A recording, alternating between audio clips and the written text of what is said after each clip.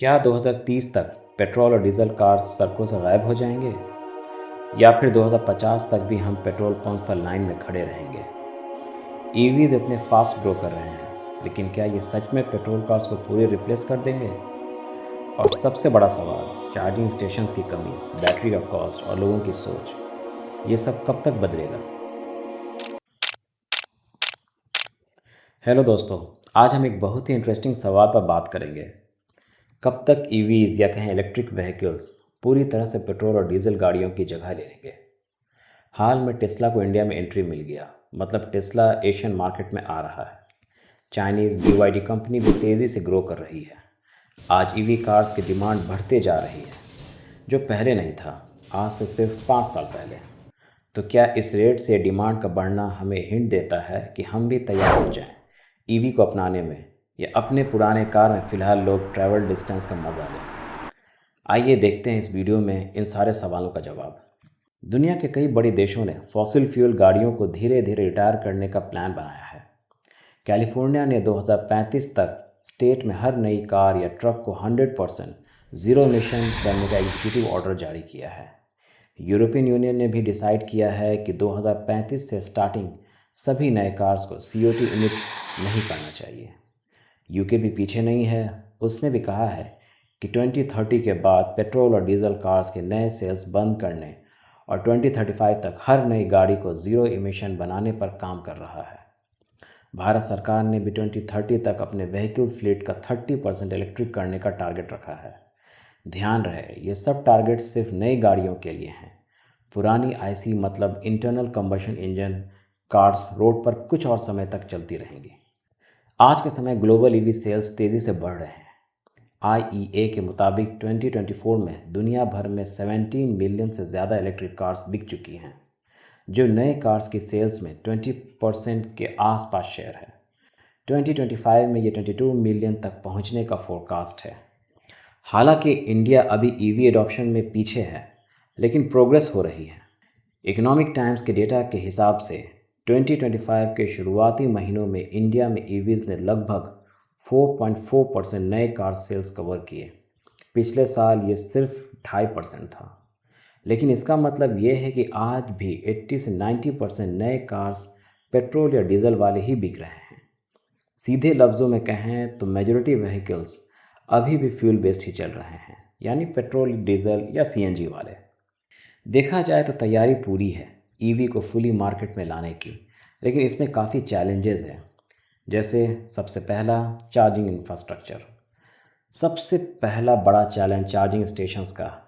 India में अभी तक सिर्फ 12,000 पब्लिक ईवी चार्जर्स हैं, जबकि 2030 तक 30% ईवी टारगेट, मतलब 80 मिलियन ईवीज़ के लिए करीब 4 मिलियन स्टेशंस की ज़रूरत होगी। गांव और अनडेवलप्ड एरियाज़ में तो चार्जिंग स्टेशन नज़र ही नहीं आते, जहां इंफ्रास्ट्रक्चर की कमी है। और शहर में अगर नज़र आते हैं तो वो भी बहुत कम।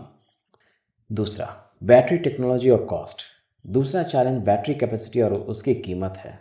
ब्लूमबर्ग के मुताबिक 2024 में global average battery pack cost record लो 115 किलोवाट हो गई, पिछले साल से 20% गिरावट।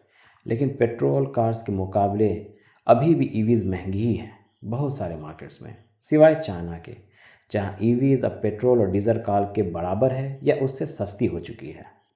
बैटरी रेंज को लेकर भी बात है। लोग चाहते हैं कि एक चार्ज में 400 से 500 किलोमीटर हो जाए, तो टेक्नोलॉजी को और इम्प्रूव करना पड़ रहा है।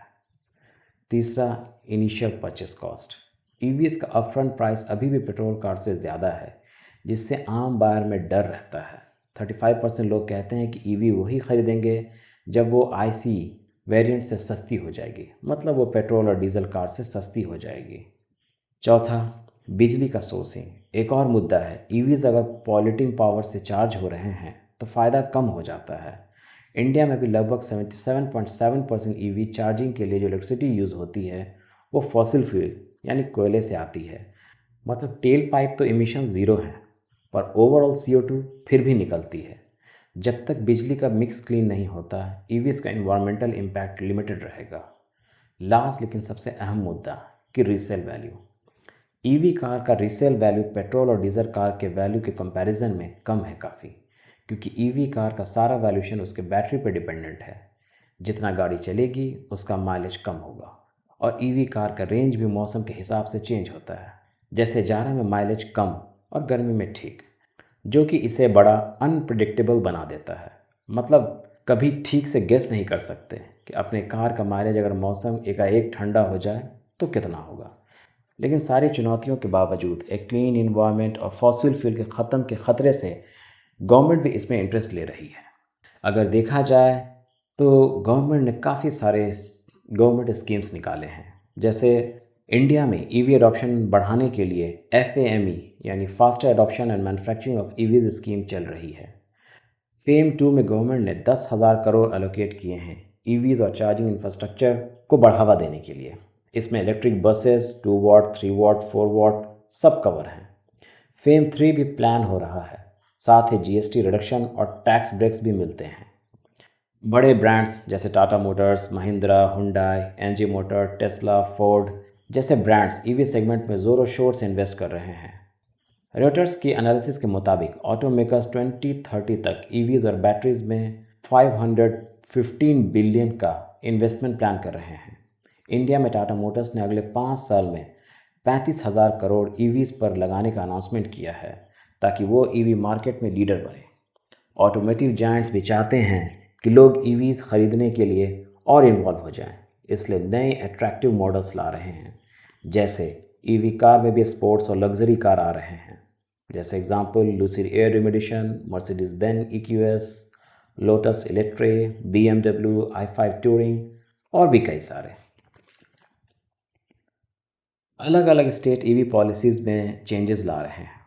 दिल्ली, NCR, महाराष्ट्र, कर्नाटका जैसे स्टेट्स चार्जिंग इंफ्रास्ट्रक्चर और व्हीकल परचेज में सब्सिडीज़ दे रहे हैं। इस तरह सरकार के इंसेंटिव्स और मैन्युफैक्चरर्स की कमिटमेंट्स ईवी अडॉप्शन को बूस्ट कर रहे हैं। मार्केट एक्सपर्ट्स के मुताबिक अगर ये ट्रेंड्स जारी रहे तो ईवीज 2035 तक नई गाड़ियों के सेल्स का 56% और 2040 तक 70% कवर कर सकती हैं।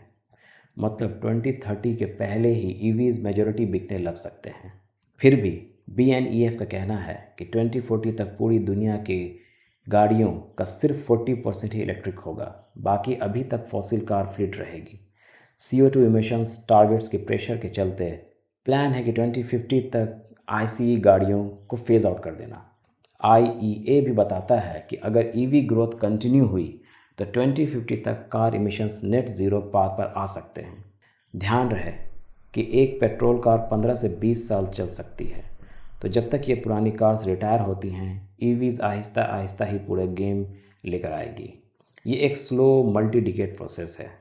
जैसे ही पुरानी गाड़ियाँ रिटायर होंगी और नए बैंड्स लगते जाएंगे, तब तक हम ग्रेजुअली ईवी डोमिनेटेड रोड्स देखेंगे। लोगों का खुद का सेंटिमेंट भी मिलता जुलता है। सर्वेस कहते हैं कि चार्जिंग टाइम, रेंज और प्राइस सबसे बड़ी चिंता है। मैकेंसी के एक सर्वे में पता चला रेंज सबसे अहम फैक्टर है।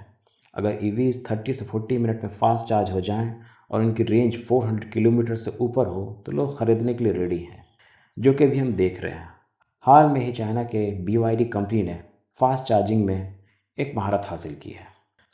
35 रिस्पॉन्डेंट्स ने बताया है कि तभी ईवी खरीदेंगे जब वो कंपैरेबल पेट्रोल कार से सस्ती हो जाएगी। ज्योग्राफी से भी फ़र्क है। अर्बन शहरों में ईवी एडॉप्शन ज़्यादा तेज़ी से हो रहा है। 51% लोग ईवी लेने के लिए इंटरेस्टेड हैं as compare to rural areas, जहाँ पे सिर्फ 18% लोग ही इंटरेस्टेड हैं ईवी कार्स में, क्योंकि शहरों में चार्जर्स और इनकम ज़्यादा है। हाँ, ईवी के राउंड में सब्सक्रिप्शन या लीजिंग मॉडल्स भी आने लगे हैं, जिससे इनिशियल कॉस्ट थोड़ा आसान हो रहा है। इस तरह ईवीज़ धीरे धीरे आम आदमी के पहुंच में आ रही है। ईवी का फ्यूचर क्या है और इसमें क्या टेक्नोलॉजी एडवांस हो रहा है, ये जानने के लिए हमने अलग वीडियो बनाया है, जिसका लिंक डिस्क्रिप्शन और ऊपर में है। तो दोस्तों, फ़र्ज़ पकड़ लीजिए, ईवीज़ का फ्यूचर ब्राइट है, पर ये एक लंबी रेस है। तुरंत में पेट्रोल या डीजल कार्स नहीं हटने वाले हैं। ऐसा तो होना नामुमकिन है कि आप सुबह उठिए और न्यूज़ देखिए कि आज से पुराने पेट्रोल और डीजल कार बंद हो गए हैं। IEA की रिपोर्ट भी कहती है कि ईवीज़ रोड ट्रांसपोर्ट के कार्बन इमिशंस रिड्यूस करने के लिए टेक्नोलॉजी है, और अगर अडॉप्शन तेज़ हुआ तो 2050 तक इमिशंस नेट ज़ीरो पाथ पर आ सकता है। लेकिन प्रैक्टिकली 2035 से 2050 के बीच ही हम देख सकते हैं मेजर ट्रांजिशंस। तब तक रोड्स आहिस्ते आहिस्ते ईवी से बाहर जाएगी, लेकिन पूरा फेज आउट और ग्रीन हाउस गोल्स मीट करने में टाइम लगेगा। इस जर्नी को समझना ज़रूरी है ताकि हम टेक्नोलॉजी, इन्वायरमेंट और इकोनॉमी को बैलेंस कर सकें। अगर आपको ये वीडियो पसंद आया हो तो लाइक, शेयर और सब्सक्राइब करना ना भूलें। साइफैक्ट मैट्रिक्स के साथ बने रहिए साइंस और टेक के ऐसे ही फैसिनेटिंग टॉपिक्स के लिए। मिलते हैं अगले वीडियो में, तब तक के लिए अलविदा।